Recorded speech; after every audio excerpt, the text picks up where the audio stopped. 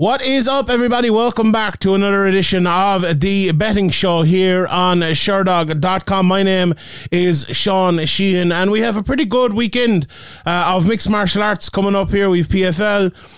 We have the UFC as well. Obviously, the PFL playoffs are kicking off. I have right now a video out on Sherdog.com talking about the PFL and the playoffs and breaking down those fights more. So check that out. The lads have a breakdown of the UFC card out as well. So if you want more information on all that, check that out as well. But today I'm going to be looking at the bets, my top 5 bets for the weekend, and also looking at some of the prices themselves. As always, please bet responsibly if you're going to be betting. If you're going to be following any of these, please do bet responsibly. As I've said before, if you haven't listened to the show, I'm kind of an MMA betting guy, not a betting guy in MMA. So this is all for fun, bit of crack, telling you maybe what I think and seeing maybe you could go the same way, you could go a different way, just throwing a few ideas out there. And I think people have enjoyed it so far. So let me know. And if you do, please click the thumbs up. Let me know in the comment section below your bets and slag me over the bets that I'm probably going to get wrong here, like I always do. Last week we had one or two. We definitely had one anyway last week. As I come from, you can probably guess by looking at me, it's a very warm Ireland here. What am I looking at? It's 26 degrees right now. So God Almighty, that's Celsius. Obviously, I'm not used to this weather, so forgive me if I'm like dying, sweating here in the middle of it. So my apologies. Anyway, let's talk about our bets and let's get straight into them. As I said, it's a good week of MMA in terms of there's probably like 5 or 6 very good fights throughout the weekend. Whereas I'm not sure it's the best weekend in terms of it's not a great UFC card per se. The PFL card, for a PFL card, I think it's actually it's to the playoffs, so there are a couple of very important fights obviously on it, and it's a good PFL card. I actually think the next 2 PFL cards are probably better, so we'll have more bets obviously on them next weekend as well. But that's on Friday. The UFC is on Saturday. So my first bet is going to be from the UFC. And I'm going for Vicente Luque straight up at -175. And I've said this on this show before, but sometimes you look at bets and you look at a price of someone and it just really sticks out. And now if you shop around, he's in a few different places. I see him at -165 here in places. He's up as far as -200 actually. I'm looking here in one place as well, but anything around that I think is a great price. Like the reference price here, -175, I think that's an absolutely fantastic price on Vicente Luque. I'll give you some more of the bets, and do you know what, we'll actually go in and look at them right now, because some of the prop bets on this I think are ludicrous kind of. +350 for Luque to win by KO TKO. I think that's a great price. Luque to win by submission, +525. He's fighting Jeff Neal, obviously, here. I'm honestly, I was talking to someone about this, and I was kind of saying, and he was agreeing with me that this is a great bet, but I'm not sure if it's going to be a submission or a TKO. So I kind of just went for the win up front by itself. I think he'll win inside the distance. I really do. The fight not to go to decision is only -140. I think that's a great price as well here. But I think it's a really safe bet, -175 Vicente Luque to win straight up. I know a lot of people do accumulators or parlays here.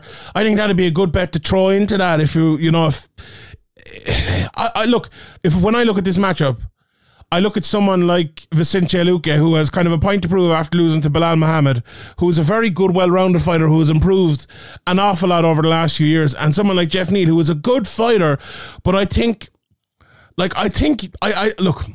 of them have kind of found their level in the UFC right now, and I think Jeff Neal's level is probably 10 to 15, and I think Luque's level is probably 4 to 10 maybe, which would suggest by itself that Luque will win this. I think Neal, when he's fighting, I always, himself and Neil Magny, I always kind of remind you of each other. They're both kind of long, well-rounded fighters who are good in the clinch, have a bit of a takedown on them, a good jab, good all-round fighters, but maybe nothing kind of special, but they'll beat most guys because they're very well-rounded. I think Luque, you have to have something special to beat him. Bilal Muhammad had great wrestling. Wonderboy, has phenomenal, some of the best striking we've ever seen in mixed martial arts. And especially the new kind of Luque over the last couple of years. I don't think Geoff Neal has anything special to beat him, And unless Luque plays to Geoff Neal's game and makes it kind of a low output kickboxing match kind of from the outside, or not even low output but low impact kickboxing match, I'd favour Luque in a big way here. I think he'll come in and I think he'll start throwing shots, and I think like Luque sometimes he does fight kind of a low output game, but then he kind of breaks into output, or he breaks in, and output's the wrong word again, impact. He breaks into impact. He gets look at the Chiesa fight, he's losing, and then ends up submitting him. That's the sort of fight I see here, but I actually see Luque winning the bits before he gets the big win. So I struggle to see Geoff Neal winning here. Honestly, I really, really do. And I think that minus 175 bet, I think that's a phenomenal price here. I really, really do. Even if you look at what Luque has done over the last few years, and I mentioned the guys that have beat him, it's Wonderboy and Bilal are the only two guys to beat him since 2019. He's beaten Nico Price, Randy Brown, Tyron Woodley, Michael Chiesa, and even before that he was on a great run as well. Beat Mike Perry, Krantz, Barberena, Jalen Turner, Chad Laprise, Nico Price, before losing to Leon Edwards back in 2017. He's been on a massive run altogether. It's you go back to 2015, then before a loss before that, he won 4 in a row. There's not many guys beat Vicente Luque. There really isn't many guys that beat him. Geoff Neal, okay, he's only lost 4 fights, but he's lost 2 of his last 3. He lost to Magny, and he lost to Wonderboy as well. He's lost to Kevin Holland back in 2017. He's not a bad fighter. He's beaten some good guys. He beat Bilal Muhammad. He beat Nico Price and Mike Perry and Ponzinibbio last time out in a very close fight. I don't think he's going to do it against Vicente Luque, and that's why I'm going for Luque for my first bet of this week. Next bet I'm going for Ariane Lipski to beat Priscila Cachoeira. And I actually think it's a similar sort of thing. The one thing I would say on this bet, and I don't have a massive breakdown, she's minus 180, so a similar-ish type of price to Vicente Luque, and I look at this in a very similar sort of way. I just think she's a better fighter than Cachoeira. I really do. Now, Lipski, I might be a little bit biased here as someone who, watched a lot of her in KSW and expected her to come into the UFC and do big things. And you know what? She has failed in that job for the most part so far. She's lost 2 fights, 3 fights, 4 fights, lost to Joanne Wood, lost to Molly McCann, lost to Montana De La Rosa, and I suppose the biggest shock of all against Shevchenko, where she struggled on the ground. But she beat Mandy Bohm last time out. She has a few wins in the middle of that as well. But that Bohm win, I just thought was maybe a bit of a turning point for her. It wasn't a magnificent performance or all that. It was a good performance, but I think if she has that performance against someone like Cachoeira, I think she'll win it. It's unfortunate for Cachoeira. She came into the UFC and she, met Valentina Shevchenko in her first fight. Then she lost to Molly McCann, Luina Carlina. And there's definitely been improvements in her game, but her only wins are Kim Masney and Dobson. And with all due respect to all of them, they're kind of the lowest level of that division. And I don't think Lipski is, to be fair. I think Lipski, she's had a tough time of it. She's not performed great, but I think she's kind of embedded into the UFC now. She's getting better. She's more used to it. I think, look, a lot of it I think was jitters, and a lot of it I think was, she was so used to KSW. A lot of people as well, I'm sure she came to the UFC and she went from probably, 100 grand a fight to 12 and 12. And that's a tough thing to do. It really is a tough thing to do. You're probably questioning yourself. You're probably thinking, why am I doing this? It puts added pressure on you because you probably have to win 3 or 4 fights to get a better contract or to get more money. You probably have to build hype. And she wasn't able to do any of that. And maybe now you look at it and maybe she has a different mindset. Maybe she's fighting a different way. I think the biggest thing that Lipski needs to do here is just keep the fight on the feet. And I think Cachoeira, look, she has 5 KOs, no submissions. I think she is the type to keep it on the feet. We saw what Shevchenko and others have done to her, taking her down as well. I think it is one of those fights where both of them will want to have it on the feet. I just think Lipski is a little bit better. Now, look, if I had to pick actually someone to get a takedown here, I think it probably would be Lipski, if I'm being honest. And I think that might be, you know what, that might be the worst thing in the world that she could actually do. You know, she has 3 submissions in her career today. She's 6 KOs, just like Cachoeira as well. But yeah, I think she's just a better athlete. I think she's a better all-around fighter. And if she gets the mental side of it right, I actually think she is a fighter who can rise and maybe not necessarily become champion or anything like that, but I think she can be a highly ranked fighter in that division in the UFC. But as I'll say it again, my biggest issue for her is the mental side of it. But I'm banking on that being better this time, and I think she is a way better fighter than Cachoeira. So I'm going for Ariane and Lipski straight up -180 to win that one. So we've Luque and Lipski so far. I don't usually give like the bigger money minus bets. You know, I'm not too bothered if I get bets wrong. You know, I'm looking for maybe a good price here. And my next bet is one of them. This is a fight that I think and a price I think is really, really good, even though I really like both guys here. And I'm betting the price here. I'm betting the price more than who I think is going to win. I'm going to give it that. So I'm going for Omari Akhmedov at +150 here. And he is fighting... Sorry, actually, I'm just looking at it again here. He's actually +170 right now. +170. He's fighting Joshua Silveira. And I think this is probably, or Joshua Silveira, sorry. This is probably the fight this weekend I'm maybe most looking forward to. I have a bit of a soft spot for PFL because I do the previews now for Sherdog, obviously. Maybe the UFC main event is the one I'm looking forward to. But this one, I really look forward to this because Joshua Silveira got on the card recently in the PFL, and I watched a few of his fights before he made his debut, and I was like, this guy is really, really good. He went in and he won his fight. Shoeface was injured and he's now replaced him in the tournament, and he's a favourite. He's a -210 favourite here against Akhmedov. But I wonder how much of that is based on the first performance and on maybe the reputation he has. And I think it's deserved. I think his reputation is very much deserved. But Omari Akhmedov, I think, is a very bad matchup for him, if we're being honest. Like, I think Akhmedov should be favoured. I think this is almost reversed. Now, I'd probably have it maybe -120 for Akhmedov, maybe +110 or something like that for Silveira here. But I think the -210 and the +170, that is a massive difference. And if you're like a unit better or whatever it's called, I think Akhmedov is the value price here. And when I say he's a bad matchup for him, Silveira, from what I've seen so far, is primarily a wrestler and a very good jiu-jitsu artist as well. I haven't seen tons of his striking, but if you've watched Akhmedov over the last while, like his takedown defense is very, very good. You know, he's only been submitted twice in 30 fights. His striking, like he's knocked 2 lads out. Sorry, he got the arm triangle in his last fight, but he knocked out Victor Pesta in 85 seconds in his fight before that.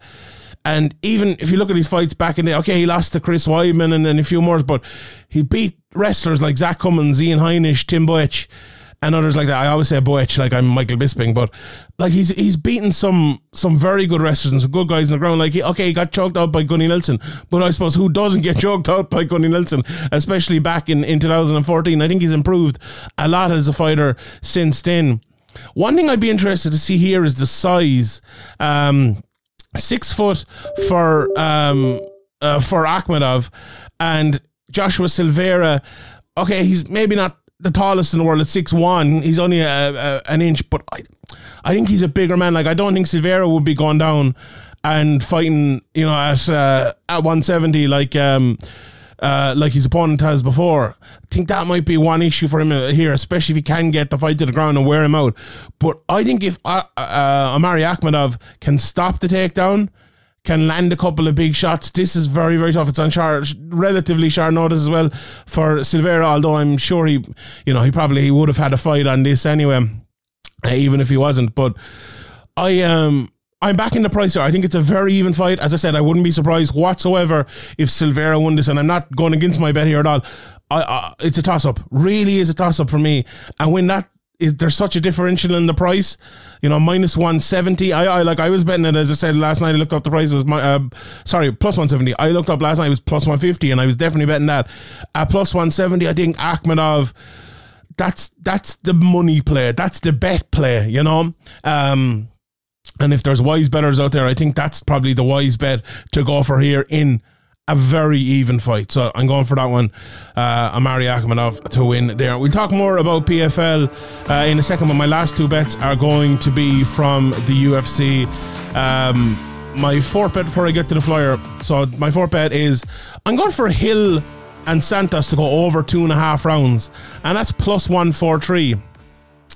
Now, I was a little bit surprised, honestly, to see this. I look at this fight, right, and I see Thiago Santos has fought a very kind of a very technical game since the John Jones fight. Like, we all kind of remember Thiago Santos was back in the day landing these big knockout blows, and we look at him as a big power striker. And I think a lot of him fighting more technically is a lot of his opponents fight more technically because Thiago Santos is a big power striker and they don't want to get knocked out by him. I think Hill will do that a little bit more here. You can't afford not to do it against someone like Thiago Santos. I think Johnny Walker in his last fight kind of played into it a little bit. He kind of, you know, it was two lads who were kind of go wilding out, and Hill is just better, I think, than Johnny Walker. That, even though Johnny Walker, you know, we've known him for years doing that, and he's had some success doing it. But in the Santos fight, I think Hill will have to be careful not to just wade in and get caught with a counter, because Santos hits so hard. And I think Santos will be happy enough to wait for his opportunity, like he has been for almost all of his last, 4 or 5 fights. I think something will give, though. I do think something will give. And this is a 5-round fight. Like, this is the start of the fight. I could see a 3rd, 4th round finishing, right? Or I could see it going to a decision. Even though both lads hit hard, even though both lads are finishers, I just don't foresee this being an early one. Now, as I said, I might be wrong again, but I think this price is really good. I really do. I think Hill will win. But I don't think Hill will win early. And maybe this is a price based on the last fight over and above anything else. You know, when he knocks out Johnny Walker, and you look at Johnny Walker, who had what was it, 5 rounds? He won 5 rounds, didn't he, against Thiago Santos? That's a bit of MMA maths there. And I don't know if that MMA maths is correct, if you want to put it that way. Now, the bookies aren't usually too far off, but I think that might be overestimated. I think those results, it's horses for courses. Like, it really is horses for courses. And Hill is not going to do, in my opinion, to Thiago Santos what he did to Johnny Walker. I think Thiago Santos is a better defensive fighter. I think he is, he has the propensity to take more big, hard shots and land them as well. And I think both guys, as I said again, I think both guys will know that. I think both guys will respect each other. Hill will throw a lot of shots early. I think he absolutely will. But I don't think he will. I don't think it's kind of an all-out destruction type of fight, this one. I think it's a good fight. There'll be shots landed. Something will give throughout the fight, but I don't think it'll be that early. So I'm going for, I think, the over 2.5 rounds. As I said, if this fight finishes in the last minute of the, you know, of the 3rd round, your bet wins. If it goes to decision, your bet wins. If Hill wins a decision, your bet wins. If Santos wins a decision, your bet wins. And that's at plus 143. I think that's a good bet. I really do think that's a good bet. So that's my my 4th bet for this weekend. Right, my 5th bet, my flyer for this weekend, is Terrance McKinney to win in round 2 at plus 450. And this, I'm not a great one for usually doing the round bets, but if you look at McKinney, he's fighting Eric Gonzalez, and Eric Gonzalez last time out, he got beaten the 2nd round against Jim Miller. And he didn't do too bad in the 1st round. He stuck in there and he did what he needed to do. And if you look at Terrance McKinney's last fight, obviously it was a tough fight, you know, against Drew Dober. He did very well early, kind of maybe threw everything at Drew Dober, and Drew Dober didn't go in. Then Dober came back and ended up finishing him. I think after, what is it, 1, 2, 3, 4, 5, 6 first round finishes in a row for Terrance McKinney, after what happened to him in the last fight, I don't think he's going to go in all out to win it in the first 2 minutes, 7 seconds, 1 minute, 12 seconds, like his previous fights. I think he's going to be a little bit more refined. He'll have saw the fight before that, saw that Gonzalez is durable when he needs to be, but I think he eventually will let it go. And it could be a nervy first round. That's what I'm kind of banking on here. A nervy sort of first round for maybe both guys. I think Gonzalez might be a little bit more defensive. McKinney will probably be trying to pick his shots. He'll work his way into the fight, probably win the first round, maybe get like a late knockdown or hurt him late or something like that, and then come on and win the fight in the second. That's the sort of fight I foresee here. And plus 450 to win in the second round, I think is very, very good. I think that's good odds, because I do think he will win the fight. I think he's a better all around fighter. I think he has more power. I think he is very powerful just in himself. And if you look at the odds of the fight, he's minus 1,000. Terrance McKinney is to win. Plus 600 for Gonzalez. So McKinney to win just a straight up KO is plus 140. You know, the likelihood, I suppose, if you look at his previous fights, is that it's going to be in the first round. And to win in the first round, he's minus 200. Just to win straight up in the first round, minus 200. And to win in the second round, as we said here, minus 450. Or sorry, plus 450. So let me just read that again, just to make sure I'm right. Minus 200 McKinney to win in the first round. Minus 200. And plus 450 for him to win in the second round. That's a big discrepancy. That is a big, big discrepancy. Minus 200 to plus 450 between round 1 and round 2. I think that's enough. I think that's enough to say, like, okay, the likelihood based on the past is that it'll be round 1. But the last fight was a loss where he kind of blew his wad a little bit and got finished. You can't not but change up your game a little bit to reflect what happened in that last fight coming into this one. So that's the reason I'm going for it. I think it'll be a little bit slower for McKinney, and I think it will be a little bit more poised until something changes. There'll be something at the end of the first round, maybe at the start of the second round, and he'll get the finish. That's what I'm banking on here, plus 450 for McKinney to get that there. All right, those are my 5 bets. I'm going to run through some of the other bets from this weekend. So let's start with PFL first. We have some, I suppose, like up-and-comers or some guys trying to get on next year's PFL, and then we have some of the big fights as well. So I'll just run through some of them here. Corey Jackson, plus 275. Espinoza, minus 350. Lucas Barboza is it's actually even here with Umarov, both minus 115. And I suppose the biggest kind of non-tournament fight, non-playoff fight here is Corey Hendricks and Martin Hamlet. Hamlet is correctly, I think, the favourite here, minus 152. They fought before and Hamlet won that fight. I think that's actually a very, very good bet there. Hamlet at minus 152. I don't think Corey Hendricks had a great experience, but he's wrestling the first time, and I don't think he will on Friday either. So I would definitely not be betting at him at plus 122 without a shadow of a doubt. Rob Wilkinson in is minus 300 plus 240 for Monte. I think that's correct price there. Honestly, I think Rob Wilkinson will win. There's no bet up here as I record yet for inside the distance or knockout. I would bet, depending on the price here, but if the fight to finish inside the distance, that would be a bet I would be definitely looking at here. Both guys throw hard and will go here, hell for leather here in this one. Alex Martinez is plus 190, minus 240 for Olivier Aubin-Mercier. I think it's a more even fight than that, to be honest. I really like Alex Martinez. I love his style. But Aubin-Mercier just wins. Like, he's just a well-rounded fighter, wins. And I don't think Alex Martinez maybe has enough of that X factor to beat someone who is that well-rounded. So I think it'll probably be a decision win there for Aubin-Mercier. And then we've Akhmedov, plus 170, minus 210. I spoke a lot about that, obviously, already. And then Anthony Pettis, Stevie Ray. This is a fascinating fight for me. Stevie Ray is minus 120, minus 110 for Pettis. People have obviously bet in Pettis, because I was looking at that the last couple of days, and that line has changed an awful lot. Yeah, looking at here, Pettis started out plus 160 for Pettis, and now he's minus 110. That line has come in an awful lot. I expected that, to be honest, but I'm not sure that's even correct, because looking back at the first fight, Stevie Ray obviously won it. People probably say, oh, well, it it was a body triangle submission. When's that ever going to happen again? But it's happened twice now to Anthony Pettis. And also, it was only 5 weeks ago. How long was he out of the gym recovering from that? How long has he actually had to prepare for this fight? You know, Stevie Ray came out of that basically unscathed. I bet you he was back in the gym within a week. And, he's good 4.5, 5 weeks preparation for this, Does Anthony Pettis have the same? I don't know. But it's a big fight for Pettis because he kind of, he fired out of it last year.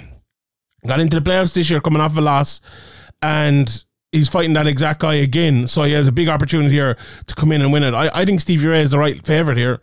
I really think he is, but it's a very close one. I wouldn't be betting on either of them, I don't think, at that price, but I think Stevie Ray deserves to be favourite. Then on the UFC, Bueno Silva is actually, I think this is a good bet here. She's the underdog, plus 112, minus 132 for Egger. Corey McKenna is the favourite, minus 230. Granger is plus 190. Jason Witt, plus 190 as well, minus 225 for Josh Quinlan. Then my guy Terrance McKinney, minus 1,000, plus 600 for Gonzalez. Takashi Sato, plus 210. Brian Battle, minus 250. Big favourite, Mikhail Oshok, his name I just butchered, Oleksiuk, minus 170. Sam Halvey is on the card, lads, plus 450. To save his job, can he do it? Do you know what? If you're of the belief that Sam Halvey is going to be in the UFC forever, that plus 450 is probably worth betting that. Lipski, minus 172, plus 147 for Cachoeira. Muhammad Usman, I think this is the tough fight, isn't it? Plus 205. Zach Puega, minus 240. Haven't watched any of that tough, so I have no idea. Brogan Walker is the favourite there. Sorry, the underdog, plus 100. Minus 120 for Juliana Miller. And then Luque, minus 180, plus 155 for Neal. Thiago Santos. Those lines are kind of moving. There's a lot of movement in the lines this week. I've just noticed that there. Jamahal Hill then is minus 280. Thiago Santos straight up plus 240. Let's have a look at a couple more of the bets there. Obviously, I've gone for the over there, plus 143, the over 2.5 rounds. Fancy the Hill KO, it's only minus 150. I do think he will finish him, but I think minus 150 is a horrendous price. I wouldn't be going for that at all. Santos, if you fancy him to get the KO, you'd never know. Plus 525. It's a good price. Hill submission, plus 280. I don't think that'll be it. Hill inside the distance, minus 155. That was another bet I was looking at, but I don't like that price. And the big reason is I think it will go longer. And, late finishes, we don't see that many late finishes. So, yeah, that's the price on that one. Hill by decision as well, plus 300. I like that. That'll probably be, if I was to get a straight up bet what I think is going to happen in the fight, I think it'll probably be Hill late or Hill by decision would be my call on that one. All right, everyone, I will leave it there. So I will give you my bets again for the weekend. My 5 bets: Vicente Luque, minus 170, just up to minus 180. I was looking at there, but minus 175. I have it here. Lipski plus,